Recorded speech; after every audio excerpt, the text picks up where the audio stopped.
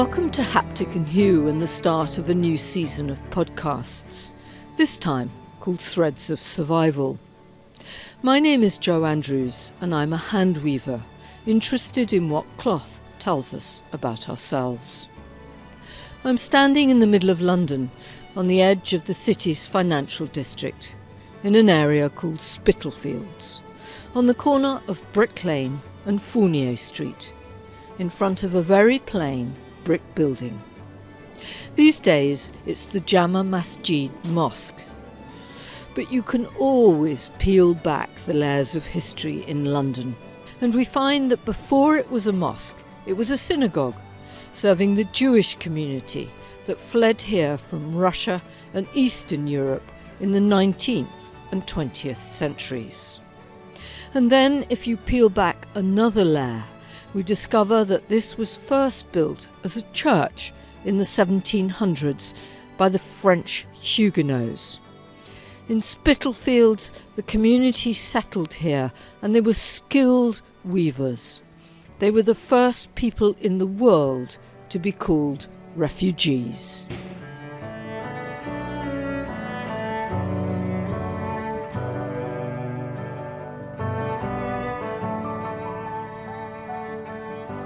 The Huguenots and their craft shaped this area of London.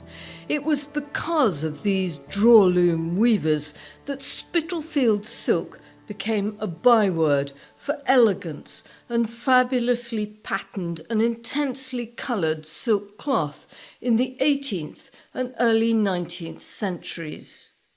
This was complex, well-designed fabric that could hold its own against material produced in France or Italy and was coveted around the world by those who could afford it. Even today, the mark of these weavers remains. Anyone can wander through this area and see the beautiful houses the Huguenot weavers built themselves. If you look up, the weaving lofts sit perched at the top of these houses. Barra Little, chair of the Spitalfields Trust, lives in a silk merchant's house with a view over the whole district. So here you're standing on the roof of our house in a roof garden which overlooks Spitalfields to the east. You can see all of the rooftops of Spitalfields from here.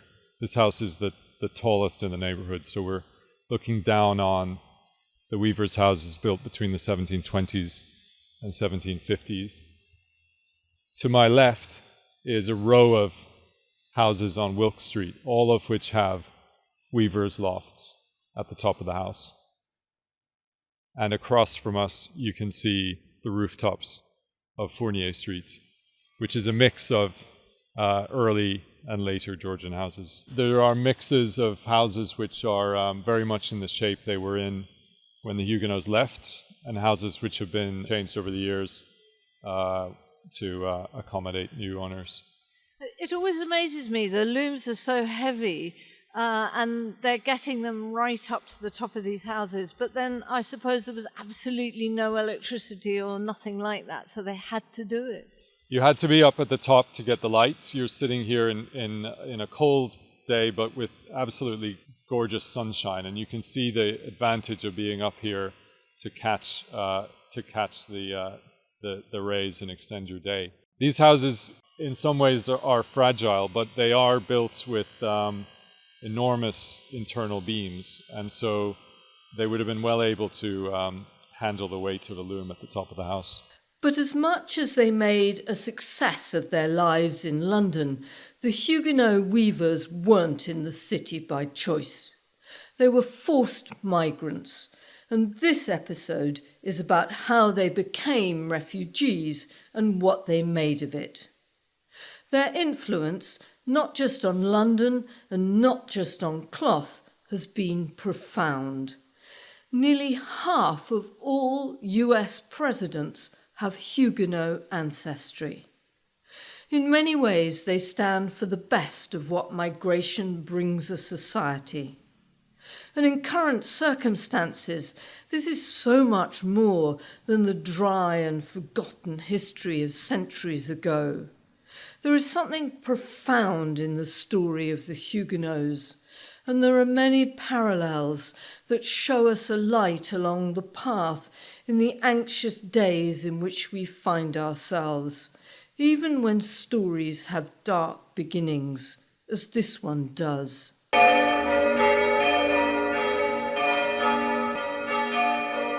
450 years ago this summer, in 1572, a wedding was held in France. The marriage of Henry of Navarre, a future king of France, to Margaret of Valois.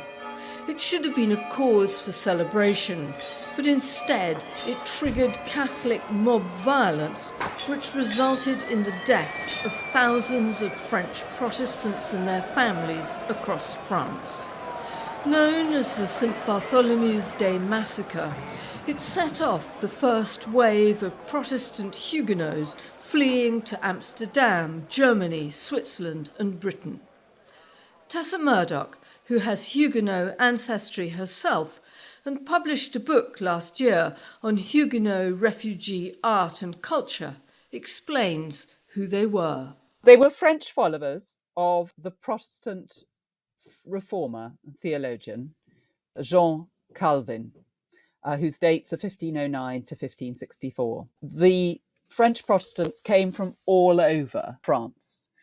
By the mid-16th century, they had established centres. I think the first Protestant community was at Meaux, and pretty soon after, Paris, the metropolis, where the first national Protestant synod was held in 1559. For more than 100 years, the persecution in France ebbed and flowed, until in 1685, the Catholic French king definitively outlawed Protestantism, setting off an appalling wave of murder and terror.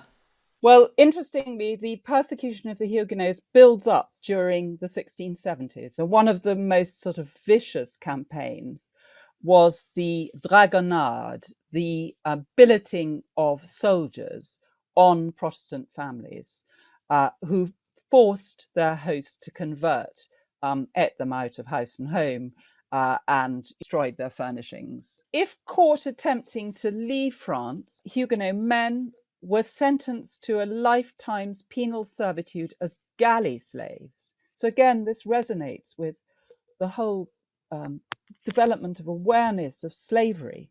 And we had Huguenot slaves operating in the Mediterranean, in the back door of Europe, as it were. Women would be imprisoned or confined to Catholic convents. But perhaps the worst aspect was that any children captured were taken away from their parents and educated as Catholics in convents. But despite the terrible dangers, many of them did manage to flee. They did escape, and there are many remarkable family stories about the way in which children were concealed in baskets of fruit or wine barrels. And then there are sort of accurate diary descriptions of how, for example, those families, I'm thinking particularly of the Périgal family who came from Dieppe, how they managed to cross the English Channel at night. And of course, many of these families had relatives who'd already managed to escape, which obviously encouraged them to aim and achieve this really very difficult journey. And there were established links between merchants, Huguenot merchants in Normandy, for example, particularly Rouen, which was effectively the port of Paris, with London. So these trading links were very important in helping Huguenot families to plan their journey effectively. It's very like what's happening today, in a sense, of people trying to cross the channel in small boats, isn't it? Very much so. And I mean, I think in the last year, 2021, 25,000 refugees crossed the English Channel in that way. And it is believed that of the some 50,000, probably more, Huguenot refugees that made their home in the British Isles from the late 17th century into the early 18th century, 25,000 settled in London, the British metropolis, when the total population of London was about 600,000. So it's a considerable proportion of the local population. These were the people who were first called réfugiés by the French, which translates into English as refugee. And down the years, that has become our universal word for anyone who flees persecution. Not all Huguenots came to Britain, and of those who did, not all came to London. Many settled first in Canterbury, Dover, and other parts of Kent. But despite the difficulties and the numbers, in the 1600s there was an outpouring of support and sympathy for these refugees. Public money was collected in Britain and Ireland to support them, and by and large they were welcomed by the government and the people. Well, surprisingly, they were actually. If you remember that Charles II, before the restoration of the monarchy, had spent years of exile on the continent, in the Low Countries and in France. He was, in terms of taste and aspiration, a great Francophile. And so he issued an edict of welcome in 1681, enabling Huguenots to bring in their stock in trade and tools duty-free. In addition, there were house-to-house collections, and the royally endorsed royal bounty provided grants for those most in need that were administered by an English and French committee through the original French Protestant church, the Threadneedle Street Church in the heart of the city. They were welcomed, yet the many hundreds of craftsmen who settled here were able to demonstrate a higher level of skill and formal training than native equivalents. And there were petitions from English freemen, members of the city guilds, discouraging the admission of, they were described as necessitous strangers. But interestingly, the Goldsmiths Guild, that I know well, I'm happy to be a liveryman of, recognised the advantage of these foreign craftsmen, that their high level of skill would encourage the development of the native skill set. So they turned a blind eye eventually. And by 1710, there were some 30 Huguenot goldsmith masters accepted by the Goldsmiths Company. Mary Chaser, co-founder of the School of Textiles in North Essex in Britain and a renowned expert on Spitalfields silk, draws a strong parallel between the reaction to the Huguenots and to Ukrainian refugees today. What is it within humans that creates a sort of invisible bond? It's a shared view of life. It's a shared list of priorities. And so for the weavers, it was independence, a control of their own timing. Weavers were self-employed, and they got paid by the piece rate and whatever. So that meant they were very proud of the fact that they had control of their working life, and they had control of their apprentices and their journeymen, etc., etc. They were known to be well-read, educated. So what have we got there? We've got independence, we've got a sense of self-determination, and we've got pride, skill, real skills, hard work, belief in hard work. Now, that's not too far a cry from what I think many people today feel deeply is something that we also see in the Ukraine. There is pride, there is hard work, in this case, against a terrible situation. There is a shared sense of the right way to do things. It's less of a political alliance and more of a philosophical alliance, that human beings have the right to determine their future, and that those who work hard succeed. The Huguenots tended to be skilled people, As well as weavers, they were lace makers, goldsmiths, upholsterers, clock and watchmakers, and their workmanship was excellent. They were well trained in the French guild system, and they were used to the demands of the stylish French court. Here's Mary. The Huguenots had the clientele of the royal court, the French court. And Louis XIV in particular was very determined that his courtiers would appear in the latest fashions constantly.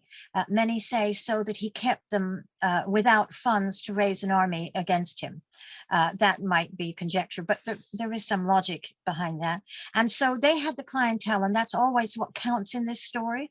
It is the wealthiest, the royalty and the aristocrats who are supporting the work of those weavers like the Huguenot who are making the most elaborate cloths.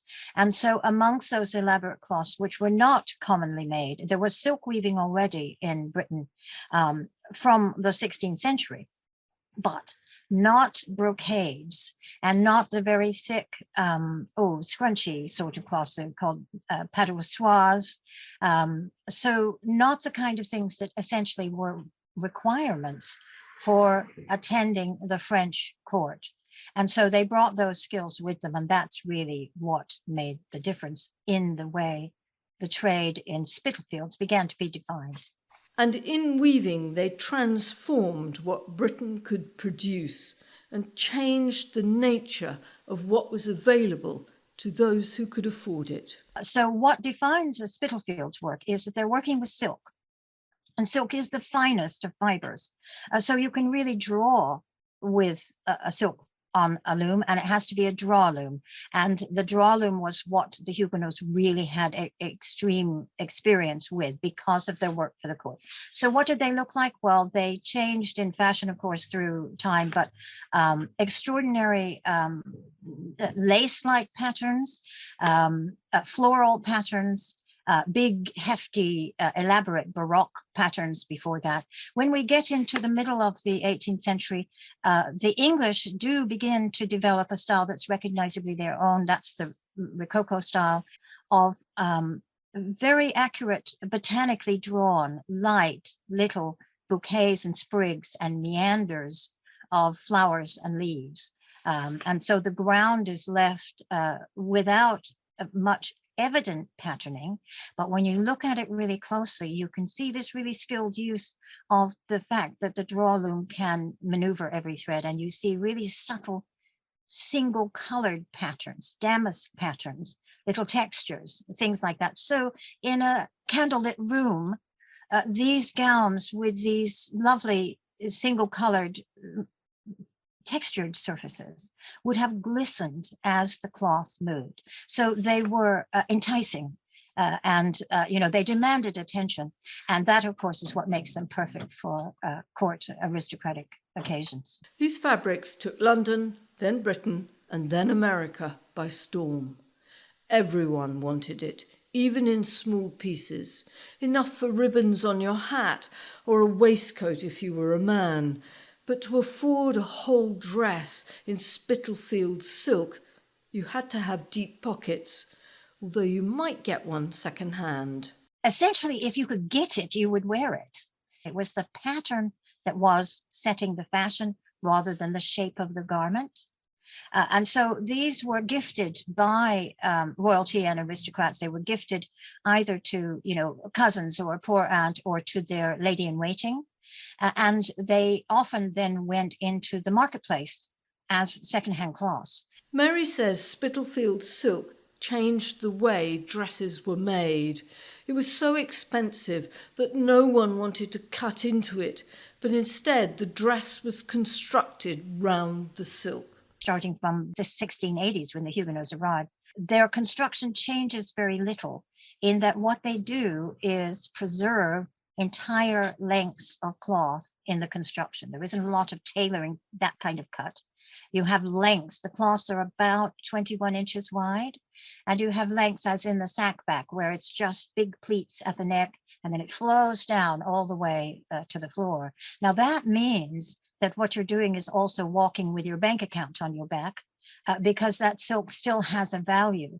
And so you can, as I say, you can gift it generously, or you can take it to a market, or you can have a discussion with your tailor or whatever.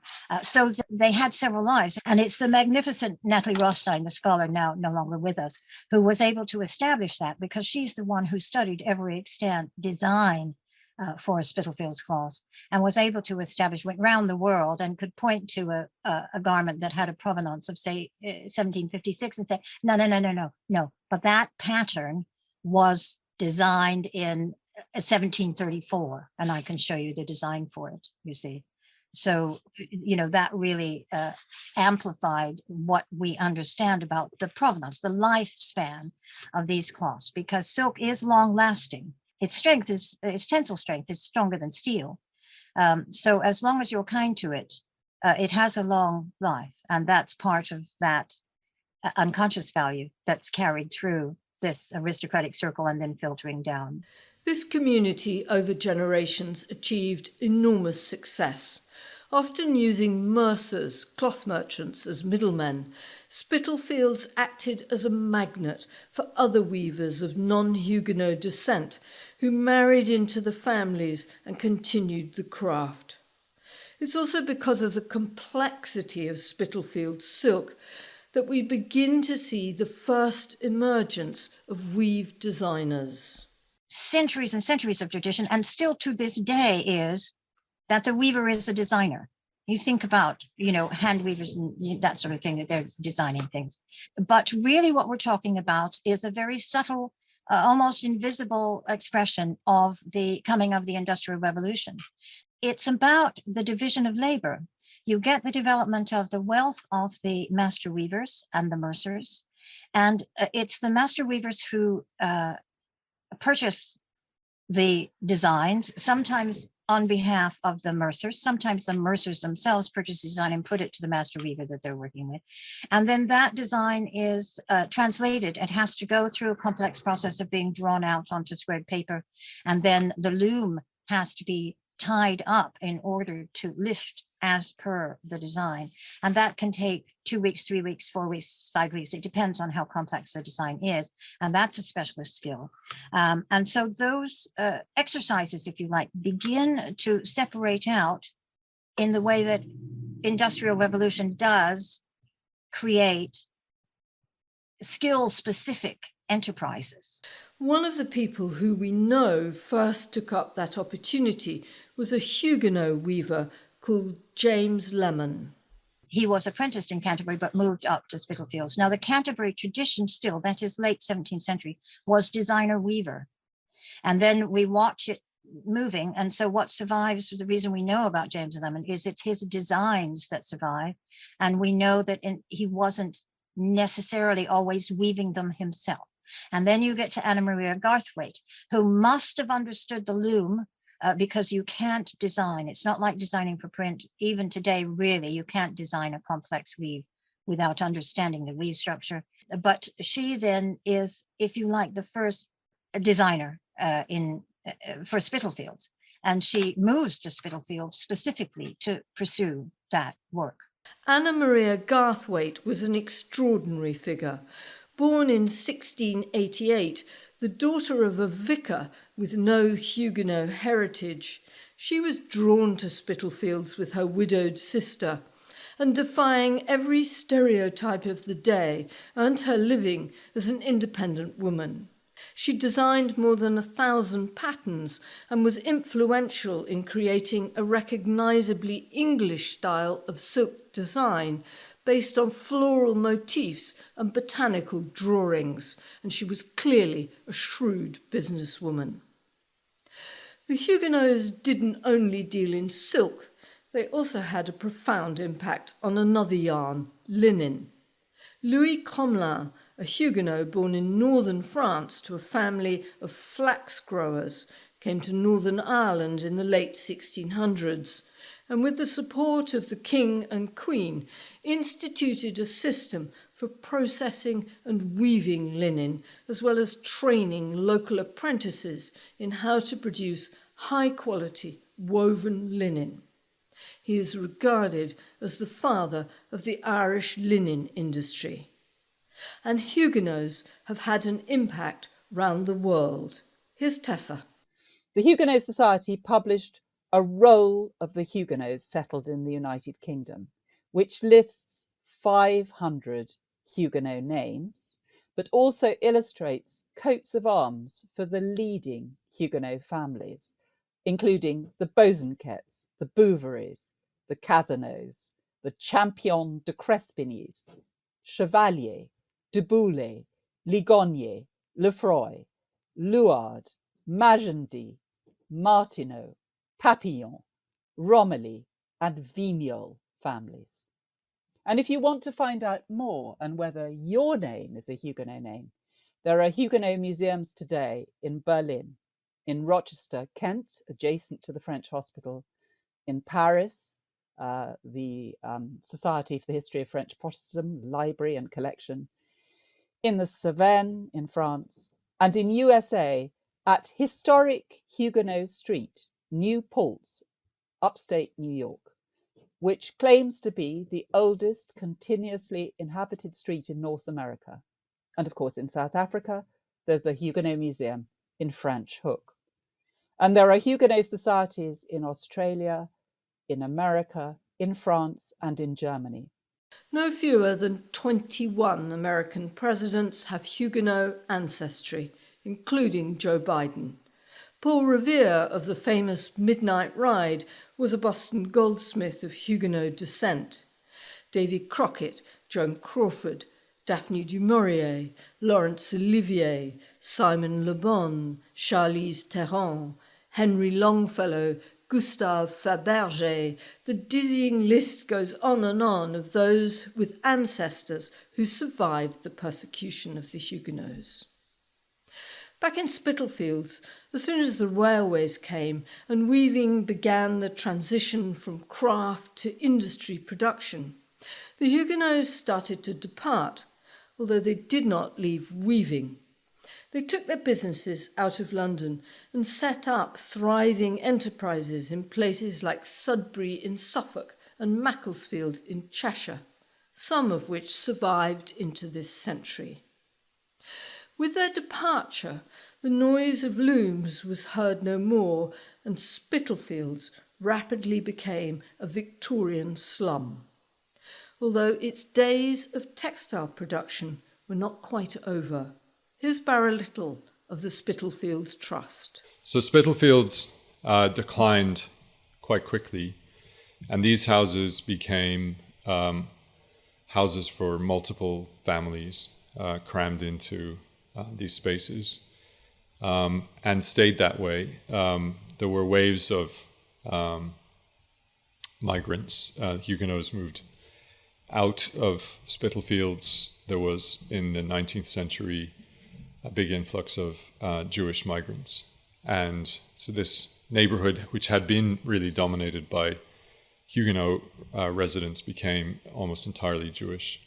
That wave of migration in was followed by a wave of migration out of Spitalfields, and another wave of Bangladeshi migrants in the 20th century. And these houses were actually, interestingly, returned to their original purpose, in a sense, which was mixed residential and commercial. They were what you might describe as sweatshops.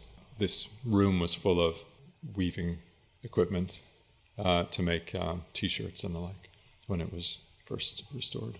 And as the Bangladeshi community began to move out in the later 20th century, the old weavers' houses faced a new challenge. Well, there was the threat of demolition that started the focus on these houses. They were, at that point, actually remarkably well preserved, but very much undervalued. And as the wave of migrants, who were generally single workers filling these houses, became more successful, the houses again were starting to empty, and they were under threat of demolition. On Elder Street, which is just across the street, a row of houses was in the process of being destroyed when the Spitalfields Trust founders decided to squat the houses to prevent their destruction. That was really at the beginning of a wave of awareness of conservation in this country, and managed to attract a lot of support because these areas right at the core of London had been effectively forgotten about. The trust was formed after the success of saving those two weavers' houses, and has gone on to save dozens of houses across Spitalfields, London, and now beyond. Today, this is a thriving area filled with people who value the houses for their history. Sadly, there are no longer any weavers here, but Barra Little points out that they live on in the buildings they shaped and formed for their needs. Well, we started in Spitalfields, and you see as you learn the language of these houses how weaving was really integral to the way they were built and used. And those skills have continued to be applied when we look at building projects. I first was involved with the Trust because of very small houses down in Whitechapel, which were entirely derelict and were about to be torn down. The Trust stepped in to save those houses and added weavers' lofts to the houses to make them now new family homes. So we borrowed the language of the architecture from Spitalfields and applied them there. And those sorts of practical solutions to building is something that we really pride ourselves on. The reason we have weavers' lofts at the top of these houses is so that people working on the looms could catch the last of the daylight. And of course, today it's equally important to have spaces in which people can work and live catching the light. So I think we carry with us the history of the interaction between weavers and these buildings. The story of the Huguenots has something to tell us about refugees, whoever they are and wherever they come from. Few of those who flee persecution have an easy passage, especially today, when the world often seems tired of their plight. But as we look back at the Huguenots, it allows us to ask the questions born of hope.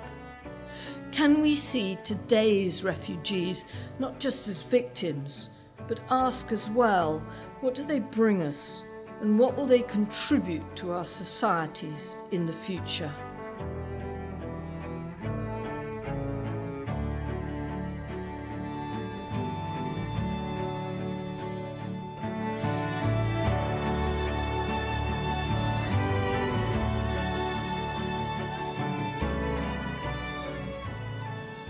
There are some changes to Haptic and Hue this season.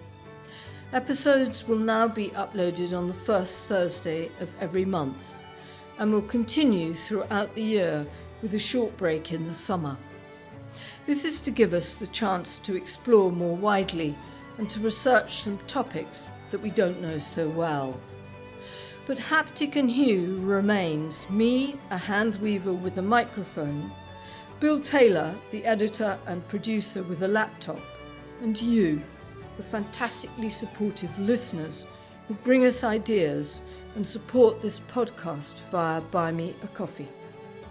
If you would like to help us, you can find the coffee button on our website at www.hapticandhue.com/listen, where you will also find pictures, more about the people you've heard in this episode, background reading, and a full script.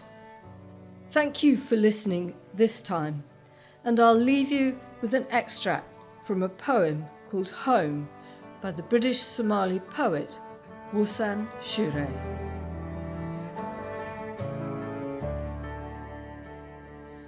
No one leaves home unless home is the mouth of a shark. You only run for the border when you see the whole city running as well. Your neighbours running faster than you, the boy you went to school with who kissed you dizzy behind the old tin factory is holding a gun bigger than his body. You only leave home when home won't let you stay. No one would leave home unless home chased you, fire under feet, hot blood in your belly. It's not something you ever thought about doing, And so when you did, you carried the anthem under your breath, waiting until the airport toilet to tear up the passport and swallow each mouthful of paper, making it clear you would not be going back. You have to understand, no one puts their children in a boat unless the water is safer than the land. Who would choose to spend days and nights in the stomach of a truck unless the miles travelled meant something more than the journey?